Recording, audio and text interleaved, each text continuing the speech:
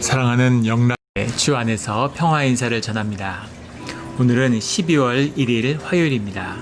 오늘의 묵상 본문은 사도행전 8장 1절로 13절까지의 말씀입니다.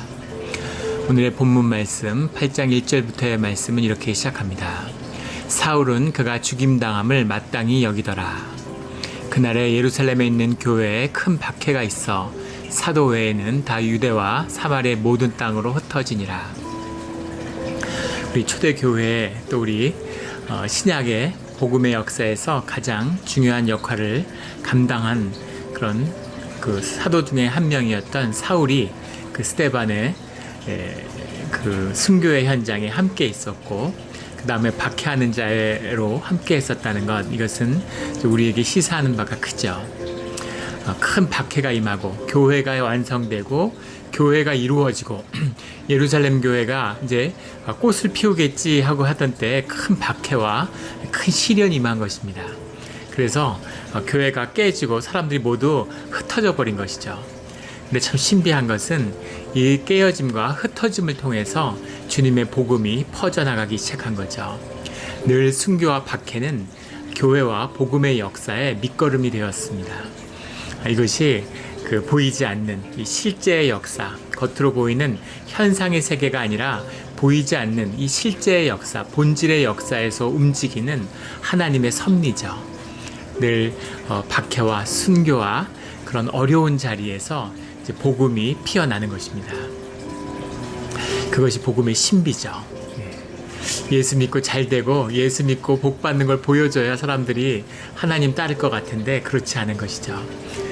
순교하고 그리고 박해받는 자리에서 하나님의 복음의 진실이, 이 현상에 깨어진 자리에서 그 진실이, 거짓이 깨어난 곳에서 그 참된 숨어있는 실제의 역사가 꽃피는, 그래서 이것이 이 그리스도의 복음이 진짜구나, 이것이 진짜 실제구나 하는 것을 우리가 경험하고 알게 되는 것이죠.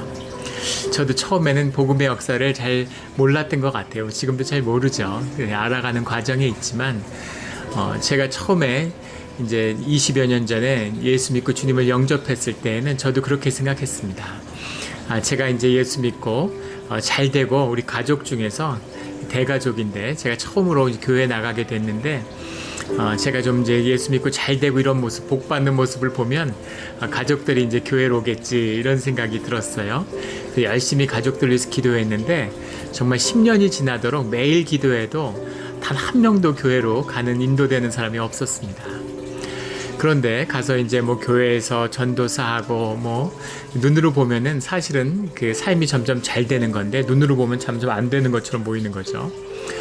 그러다 이제 마지막에 10년 있다가 집사람이 이제 암에 걸려서 암 투병을 시작한 겁니다. 그래서 마음속에 굉장히 낙심이 됐어요. 그래서 우리 보고는 이제 아무도 교회 안 나오겠구나.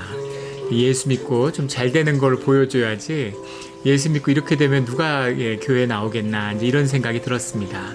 그래서 예수 믿고 복 받으라고 말도 못하겠구나 어디 가서, 그런 생각이 들었는데 참 신기한 건 그때부터 가족들 중에 한 명 한 명 이렇게 교회를 찾아서 다 세례도 받고 또 이렇게 교회에 다니는 그런 역사들이 일어나는 겁니다. 마지막에 저희 아버지가 세례를 받는 것으로, 전 정말 그런 일은 일어날 것 같지 않았어요. 아무리 생각해도 저희 아버지는 교회에 나와서 세례 받으실 것 같은 완고하고 주관이 확실한 분이기 때문에, 또 당신의 삶의 경험에 대한 확신 속에서 살아왔기 때문에 아버지는 절대로 자기의 삶의 과정을 이렇게 완전히 바꾸는, 주님을 영접하는 그런 일은 일어날 것 같지 않았는데 예수 그리스도를 영접하는 것을 보면서 참 신비하구나. 그래서 아버지가 세례받기 전에도 매일 교회에 가서 기도한다고, 산에 가서도 기도하고 교회에 가서 기도하고 이 며느리 낳으라고 병을, 그런 이야기를 들으면서 또 아버지가 눈물을 보이고, 근데 그런 분이 아니신데 참 신비한 일들을 많이 보았습니다. 그래서 사람들이 전부 교회를 돌이키는 이제 그런 계기가 되었어요. 그래서 그것은 이해할 수 없는 신비죠. 이 순교와 박해를 교회가 받는데 교회가 자라나고 교회가 점점 더 충만해지는 거죠. 이것이 성령이 함께하는 그 사람들의 신비입니다. 지금 교회들이 다 어려워요. 교회들이 다 존립의 위협을 느낄 만큼 큰 어려움 가운데 있습니다. 그런데 길게 보면 이것은 좋은 일이라고 저는 생각합니다. 그렇게 믿는 것이죠. 박해와 어려움이 있을 때 교회는 교회되게 되는 거죠. 교회는 자라나게 되는 겁니다. 이 시련과 더 예배를 사모하고 우리 속에 있는 신앙의 본질이 회복되는 시간, 이 시간이 지금 우리가 예배로 모이지 못하는, 공적 예배를 드리지 못하는 이 시간이라고 믿습니다. 우리 지금은 흩어져 있지만 다시 모일 때 하나님의 영광이 더 높아지며 십자가가 더 선명해지는 우리 영락 공동체가 되기를 주의 이름으로 축원합니다. 2절에 경건한 사람들이 스데반을 장사하고 위하여 크게 울더라. 경건한 사람들이라는 표현은 오순절에 성령 강림을 경험했던 그런 그 교회의 시작, 마가의 다락방에 함께했던 사람들을 지칭하는 그런 표현이었다고 해요. 그 사람들을 경건한 사람들이다. 또 그 사람들이 경건한 삶을 살았고 경건함으로 세상과 구별된 사람들이었겠죠. 그리고 하나님의 성령이 임해서 성령의 공동체가 나타나니까 사람들이 경건한 사람들이라고 그렇게 불렀던 것입니다. 이것이 초대 교회의 모습이기도 하죠. 로마의 그 문서들, 초대 공동체들에 대한 기록을 보면 그들은 경건한 자들이다. 이런 표현들이 나옵니다. 그들은 세상의 율법이나 세상의 삶으로는 가늠할 수 없는 그런 그들만의 그런 정결한 삶을 살고 있다. 정결하다는 게 뭘까? 여러 가지 의미가 있죠. 이를테면 일부 일처제를 했습니다. 그때는 일부 다처제 사회예요. 굉장히 성적으로 문란하던 사회였습니다. 그리고 이 그릭 문화라는 데는 동성애가 아주 창궐하던 사회죠. 근데 그런 것으로부터 철저히 구별된 사람들이었다라는 거죠. 범죄하지 않고 거짓을 미워하고 깨끗한, 심지어는 정결, 육체의 정결도 유지하는 이제 그런 모습들을 가진 그런 자들이었다라는 거죠. 그래서 율라베이스 이런 말인데 경건한 사람들이 이 초대교회의 모습이었던 거죠. 그들이 스데반을 장사하고 위하여 크게 울더라. 너무 자연스러운 모습 같지만 사실 이것은 쉬운 일이 아니었을 겁니다. 왜냐하면 공회에서 정죄를 받고 죽임을 당한 자는 공적인 장사를 지낼 수 없죠. 그리고 그를 위해서 애곡하는 것도 법적으로 금지되어 있습니다. 그런데 이 경건한 사람들은 그런 것을 전혀 개의치 않았다는 거죠. 그리고 그의 공적인 장사를 지냈을 뿐만 아니라 애곡을 했다는 겁니다. 공적인 애곡을 한 거죠. 그래서 그것을 슬퍼하는 마음을 정중한 장례로 지냈다는데 이런 장례를 그냥 내버려 두지 않겠죠. 이것 역시 그들이 생각하는 종교적 율법과 예루살렘의 성전에 대한 모독으로 받아들였을 것이기 때문에 얼마든지 처벌할 수 있었겠지만 이제 그럴 수 없는 것이죠. 그것은 아무리 물리적인 공적인 권력을 공권력을 이용해서 탄압한다 하더라도 사람들의 마음이 스데반의 그 억울한 죽음, 이 불의한 죽음에 대한 그런 공감을 하고 있었다는 것을 의미하는 거죠. 옳지 않다. 공회가 산헤드린이 옳지 않다, 불의하다라는 걸 사람들이 느끼고 스데반의 죽음에 애통하는 마음에 동조하고 있었다는 것을 나타내는 것입니다. 또 하나 중요한 것은 이 경건한 사람들이 죽음을 두려워하지 않는다는 것이죠. 스데반이 죽는 것을 보았지만 그런 거에 개의치 않고 우리도 죽여라 이런 마음으로 전혀 죽음을 두려워하지 않는, 부활을 목격하고 영생을 경험한 자들인데 육신의 죽음이 무슨 두려움이 됐겠어요. 실제로 얼마나 두려운 일입니까? 인간이 이 두려움보다 더 큰 게 어디 있겠어요? 그런데 이것을 이겨낸 부활한 예수님과 함께하며 그들로 그 예수님을 통해서 부활의 복음을 받은 이 공동체, 경건한 사람들에게는 이 죽음을 전혀 두려워하지 않는 것이죠. 그래서 공적인 장사와 공적인 애곡을 이렇게 정중하게 행했다는 것입니다. 이 죽음을 이기는 복음의 능력을 함께하는 우리 공동체가 되기를 주의 이름으로 축원합니다.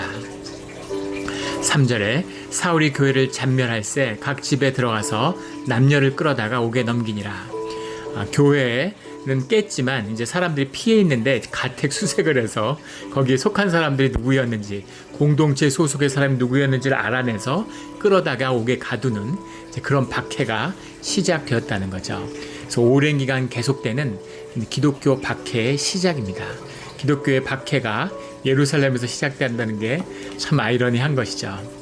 그래서 이 종교로서의 유대교의 끝을 보여주는 거죠. 사실은 이미 말씀으로서의 유대교는 말라기와 함께 끝난 것입니다.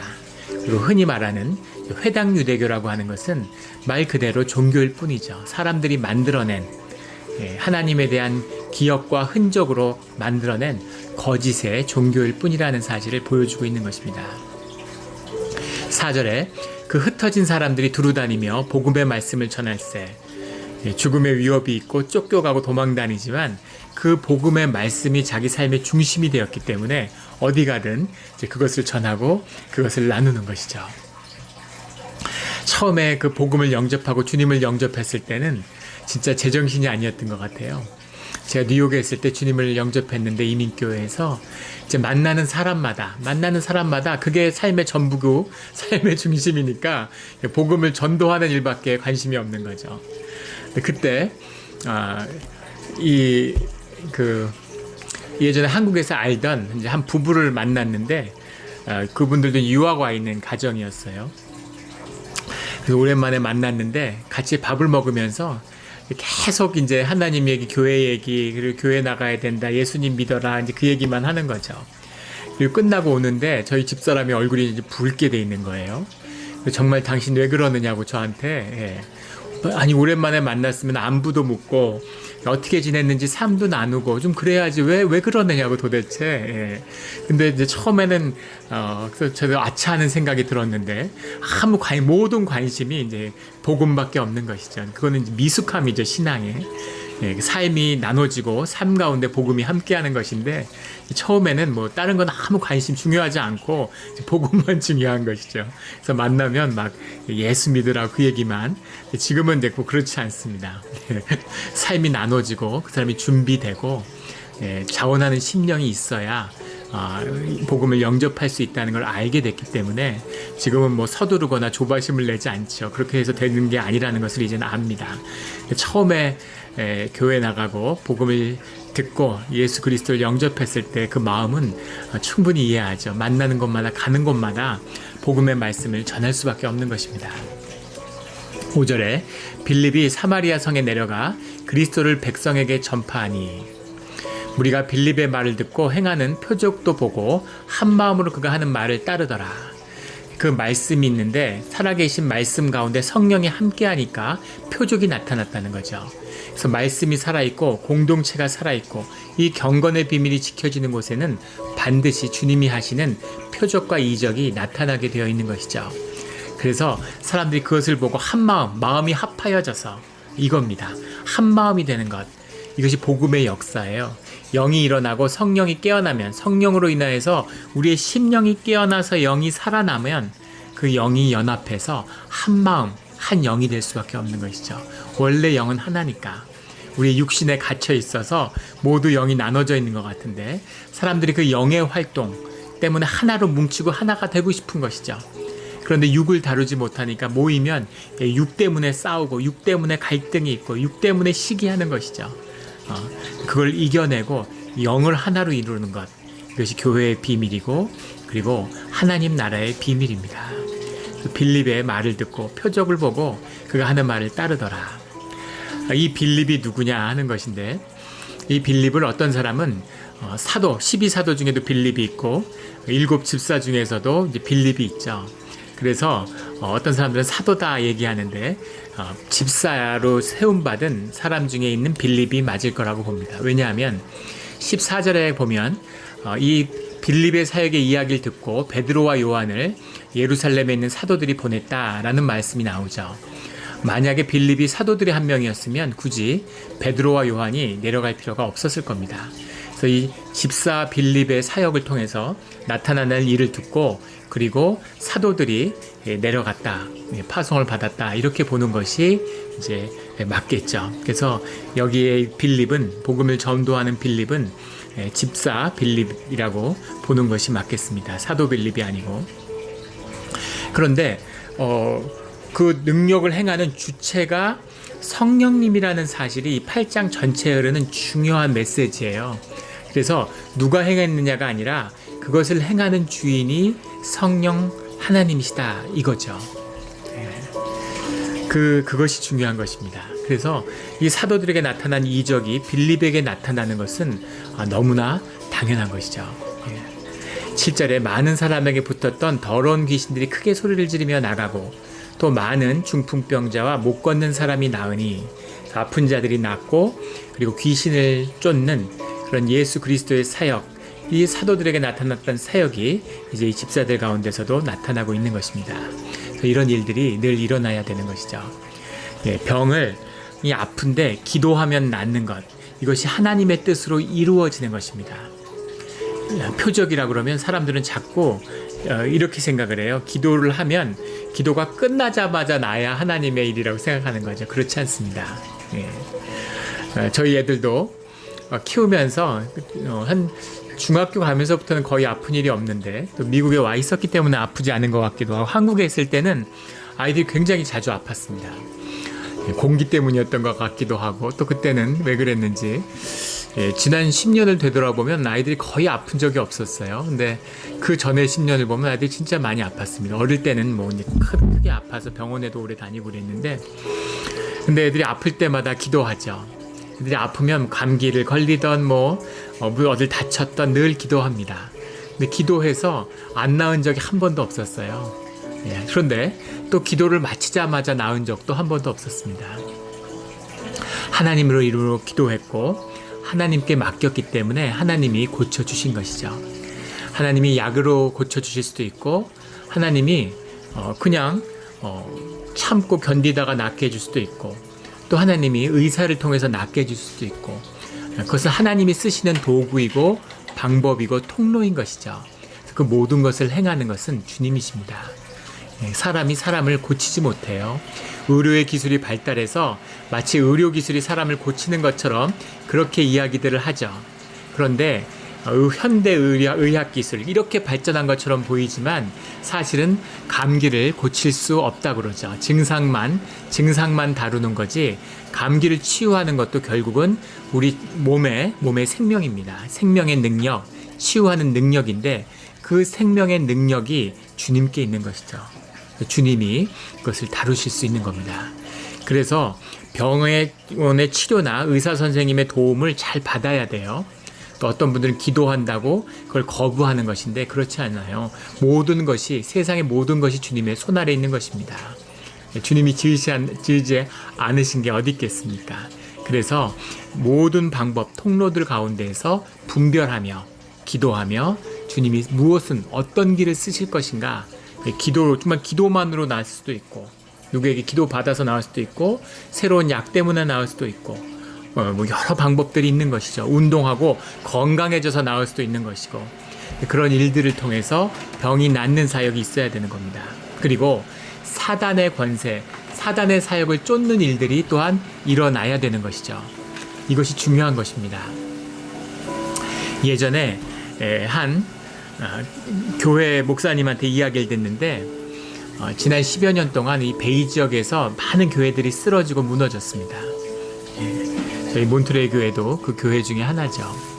그런데 그 교회 목사님들을 만나서 말씀을 들어보면 교회가 어떤 갈등과 어떤 어려움으로 분쟁에 휘말리고, 그리고 교회가 그렇게 쇠약해지는지를 들으면 그 사건들이 많은 거죠.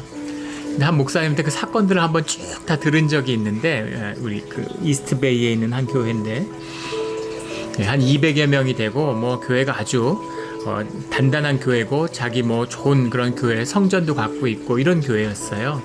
그런데 몇 년 동안 계속 분쟁을 하고 결국 교인이 한 20명밖에 안 남고, 그리고 교회 건물도 넘어가 버리는, 교회 건물을 잃어버리는, 그 유지를 못해서 그렇게 되었습니다. 근데 그 얘기를 쭉 듣는데 진짜 교회가 마구니들의 놀이터구나, 성전 꼭대기에 사단이 앉아서 교인들을 그냥 데리고 노는구나, 이런 생각이 들었습니다. 귀신들의 놀이터가 된 거죠. 사단의 놀이터가 된 것입니다. 그래서는 안 되죠. 십자가와 복음이 분명해지면, 그러면 귀신들은, 마귀들은 떠나게 되어 있습니다. 이것이 오늘 빌립의 말씀이 선포되는 이 비밀이죠. 많은 사람에게 붙었던 더러운 귀신들이 소리를 지르며 나가고, 그 귀신들이, 마귀들이 떠나는 것입니다. 교회에서 떠나는 것은 물론이고 교회가 그 능력을 회복하면 세상 가운데 세상을 붙들고 이 흔드는 이 귀신들을 쫓아야 되는 것이죠. 이것이 복음과 율법을 폐하며 율법을 완성시키는 것이죠. 이 복음의 비밀을 붙드는 경건한 사람들, 주의 자녀들 가운데 일어나야 할 일입니다. 이 일들을 이뤄내는 주의 자녀들이 되기를 주의 이름으로 축원합니다. 8절에 그 성에 큰 기쁨이 있더라. 이 심령이 깨끗해지니까 그 안에 성령이 채워지니까 속사람에 일어나니까 그 기쁨이 임하는 것이죠. 9절에 그 성에 시몬이라 하는 사람이 전부터 있어. 시몬이라는 사람이 소개됩니다. 시몬이라는 사람이 이제 초대교회에 있어서 상당히 중요한 인물인데, 시몬이라는 사람이 전부터 있어 마술을 행하여 사마리아 백성을 놀라게 하며 자칭 큰 자라 하니, 마술을 행했다라고 하는데, 순교자 저스틴의 기록에 보면 시몬이 애굽에 유학을 가서 사마리아의 기타라는 곳에 출신의 사람인데 마술과 철학을 공부했다고 하죠. 그가 많은 마술을 행했기 때문에 그의 별칭이 마구스였다고 해요. 마구스라는 게 이제 마법사라는 말인데, 마구스 하면은 시몬을 지칭했다고 하니까 이 사람이 굉장한 능력이 있는 사람이었다는 것을 이제 말하는 것이죠. 10절에 낮은 사람부터 높은 사람까지 다 따르며 이르되 이 사람은 크다 일컬는 하나님의 능력이라 하더라. 그가 능력이 있으니까 하나님의 능력이다. 이것은 하나님의 능력이다. 하나님의 능력을 행하는 거다. 그러니까 이 사람이 높은 사람이다. 이렇게 이야기하는 거죠. 이것이 하나님의 능력일 수가 없는 것이, 이 사람이 정말 하나님의 능력을 힘입었다면 하나님의 능력이라는 이름을 듣지 않겠죠. 이것은 사단의 능력입니다. 물론 사단의 능력도 크게 보면 하나님의 능력 아래에 있는 것이지만 사단도 그런 능력을 행하는 거죠. 예수님을 광야에서 시험하는 게 사단이에요. 사단의 능력이 어떤 것이겠습니까? 썬다싱이라고 하는 기독교의 중요한 선교사가 있죠. 순교자죠. 티벳에 복음을 선포했던 그런 선교사님인데, 그가 그 히말라야의 동굴 안에서 이제 기도하는 그런 시간을 가졌는데, 금식 기도를 하면서 열심히 기도를 하는데, 그게 기록에 보면 그 기도를 하다가 주님이 성령이 오는 것을 보았다는 거죠. 하얗고 빛이 가득하면서 그 동굴 안에, 그러면서 완전히 그 눈부시게 빛으로 이루어진 것 같은 그런 존재가 이렇게 오더라는 거예요. 그래서 그 순간 성령 하나님이, 그리스도 하나님이 임했구나라는 그런 느낌을 받았다는 겁니다. 근데 그가 임해서 그 썬다싱에게 네가 나에게 무릎을 꿇고 경배해라 이렇게 이야기를 하더래요. 당연히 무릎을 꿇고 안 그래도 경배하려고 했는데, 근데 뭐라고 얘기를 하냐면 그 다음에 네가 나를 내 무릎을 꿇고 경배하면 세상이 너에게 무릎을 꿇고 경배할 것이다 이렇게 얘기하더라는 거죠. 그래서 이상하다, 왜 세상이 나한테 경배를 하지? 이런 마음이 의심이 들면서 예수 그리스도의 이름으로 쫓았다는 거죠, 사단을. 그랬더니 그 도망치웠다는 거예요. 선다시 굉장한 충격을 받았다는 겁니다. 그래서 이것이 능력이 아니구나, 하나님을 만난다는 것, 하나님과 함께 한다는 건 능력이 아니구나라는 것을 뼈저리게 깨달았다는 거예요. 그래서 늘 그 다음부터는 그런 능력을 구하지 않는 낮은 자리, 봉사의 자리에서 하나님의 이름을 섬기는 그런 길을 가기로 했다는 거죠. 그것이 굉장히 이제 중요한 고백인데, 이 시몬에게는 사람은 능력이 이제 있었다는 겁니다. 이 시몬이 왜 중요한 인물이냐면, 우리 내일 나눌 본문 말씀에도 시몬이 계속해서 나오는데, 이레니우스라는 초기에 초대교회의 중요한 지도자죠. 이레니우스의 그 기록에 보면 이 시몬이 바로 초대 기독교 역사에서 아주 큰 도전이 되는 영지주의, 그노시스주의 뭐 이렇게 우리가 해석하죠. 나스틱스라고 하는 나스티시즘, 영지주의의 창시자가 이 시몬이었다는 겁니다. 영지주의는 기독교 역사에 있어서 초대교회의 가장 큰 도전이었어요. 초대교회의 이 이단과의 전쟁, 첫 이단, 기독교 역사에서 처음으로 대면하게 되는 이단이 영지주의입니다.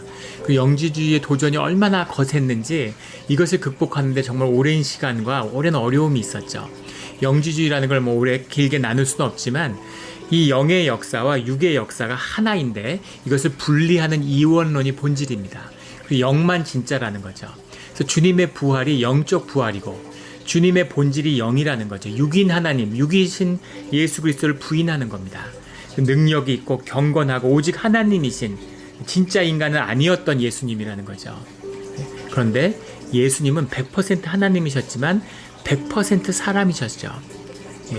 여자의 배를 통해 태어나고 아기서부터 자라나서 그래서 그리스도의 하나님이 되시는 그리스도의 하나님으로 오셨지만 그 부활하셔서 하나님과 삼위일체 하나님을 이루는 그 역사 모든 과정 가운데 우리와 함께 하시는 육신을 입고서 우리와 같은 그런 100% 사람으로서의 예수님이셨다는 겁니다. 그것이 하나라는 것, 이게 기독교 복음의 핵심이에요. 핵심입니다.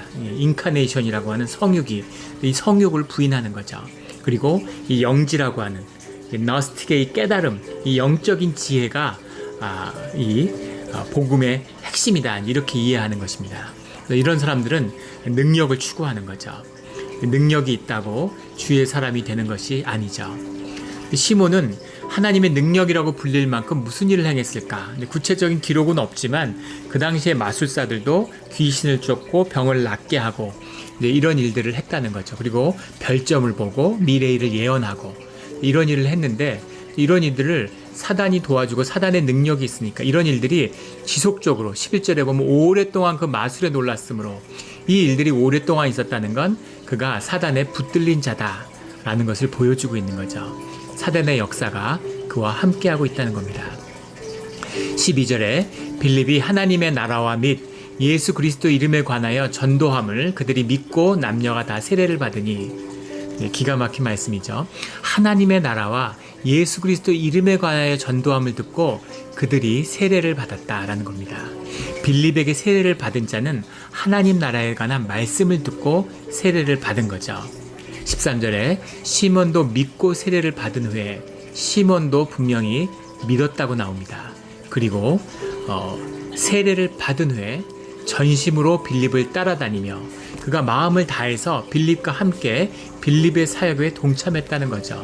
그 나타나는 표적과 큰 능력을 보고 놀라니라. 시몬이 빌립을 따라다니는데 시몬도 빌립을 보고 빌립의 능력을 보고 놀란 거죠. 빌립에게 함께하는 능력이 자신의 능력보다 더 큰 겁니다. 빌립에게 나타나는 이적이 자신이 행할 수 있는 이적보다 더 큰 거죠. 그러니까 빌립을 따라다니는 거죠. 그리스도의 제자가 된 것이 아니라 빌립의 제자가 된 것입니다. 그리고 그가 공동체의 일원이 되려고 하고 공동체와 함께 하는데, 그런데 우리 내일에도 말씀에 나누지만 내일의 중요한 성령이 함께 하신다는 게 무언가에 대한 비밀인 거죠. 능력을 쫓는 자들, 영을 쫓는 자들은 결국은 하나님의 길을 잃어버리고 사단의 길로 가게 되는 것이죠. will to power를 추구하는 사람들은 결국은 하나님을 잃어버리고 세상에 속한 자가 되고 맙니다. 가롯 유다의 길이죠.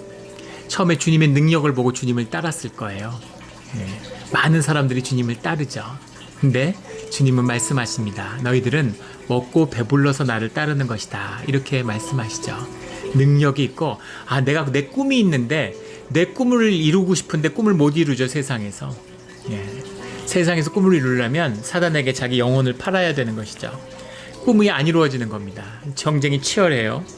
그런데 내가 이 꿈을 주님을 통해서 주님의 능력으로 이룰 수 있겠구나. 그리고 주님을 따르는 거죠. 주님이 능력이 있구나. 이것이었구나. 내가 최선을 다해도 하지 못한 일을 주님의 능력을 보태서 할 수 있겠구나 하고 주님을 따르는데 주님의 능력을 확인하고 주님의 이름에 능력이 있는 것을 아는 겁니다. 그런데 분명한 것은 그 끝에서 만나게 되는 것은 십자가인 거죠. 십자가에서 우리가 만나게 되는 건 바로 그 꿈을 못 박아야 되고 그 꿈을 깨버려야 된다는 거죠. 내 꿈을 이루는 것이 아니라 주님의 꿈을 이루는 것이구나 하는 것을 만나게 되는 겁니다. 내 삶을 십자가에 못 박고 십자가에 못 박힌 예수 그리스도의 꿈을 나의 꿈으로 받는 것이구나 하는 것을 만나는 거죠. 그래서 이 박해와 고난 가운데 그 꿈을 이루어가는 길을 가는 자들, 그들이 경건한 사람들이고 주의 자녀들입니다. 그걸 가지 못하는, 내 꿈을 이루어야 돼, 난 내 꿈을 바꾸지 못해, 난 내 에고를 버리지 못해, 그런 사람들은 결국 마귀의 쓰임을 받는 세상에 속한 자들이 되고 마는 것이죠. 가룟 유다도 그랬죠. 사도로서 온갖 능력을 행하고 제자로서 주님과 함께 했는데 마지막에 예수님을 돈에 팔죠. 그 아픔이 교회 안에 있는 아픔입니다. 많은 사람들이 교회 안에 있지만 그런데 자신의 꿈을 이루기 위해서 또는 종교의 의의를 구하기 위해서 그렇게 교회를 찾는 거죠. 그나마도 힘을 잃어가는 그런 세상 가운데 있습니다. 그런데 세상이 썩고 종교가 썩어가는 것은 복음의 역사, 씨앗의 역사가 새롭게 시작된다는 그런 증거예요. 해가 지는 것은 새로운 해가 떠오를 그런 증거가 되는 것이죠. 그래서 세상이 암울해 보이지만 희망이 있고 새로운 복음의 역사에 대한 기쁨이 또 솟아나게 되는 것이죠. 빌립의 말씀을 듣고 공동체의 역사가 시작되는 이 초대교회 역사가 퍼져나가는 것이죠. 사마리아의 교회의 역사가 퍼져나가는 것입니다. 이 감동적인 역사가 교회가 회복되는 역사가 우리 가운데 교회가 회복되고 복음이 회복되어야 다시 이 선교의 사명과 선교의 사역이 회복될 것입니다. 지금 선교지에서 아랍권도 마찬가지고 터키 같은 나라 말할 것도 없죠. 중국에서도 지금 대대적인 탄압으로 이제 교회들이 꺾이고 있습니다. 북한은 더 얘기할 것도 없고 어느 나라나 마찬가지예요. 이런 박해와 이런 고난 그리고 교회가 힘을 잃고 교회도 주저앉고 있죠. 그런데 이것을 통해서 복음이 새로워지고 복음이 깨끗해지는 겁니다. 그리고 하나님이 구별된 남은 자들의 역사를 준비하시는 거죠. 그래서 교회와 복음이 회복되면 다시 선교가 회복되고 세상에 새로운 아름다움이 기쁨이 큰 기쁨이 찾아오는 사마리아 성에 찾아온 오늘 말씀의 큰 기쁨이 세상 가운데 다시 찾아올 것이라고 믿습니다. 그러한 주님의 사역에 쓰임받는 깨끗하여지는 회복되는 우리 영락교회가 되기를 예수 그리스도 이름으로 축원합니다. 아멘.